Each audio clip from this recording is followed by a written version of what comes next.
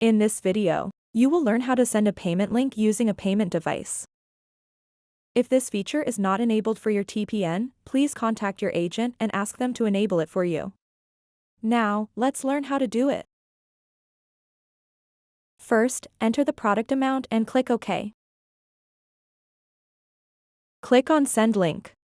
Enter the customer's phone number or email to which you wish to send the payment link. When the customer opens the link they received, they have the option to add a tip to the transaction. Then, the customer can enter their card details and complete the transaction. Click here and instantly view the payment status. You can also check the payment status after a while. Click on the favorites icon and select Pre-sale Invoice Status. Click Send Link. You can enter the mobile number used to send the payment link and instantly check the payment status in real time.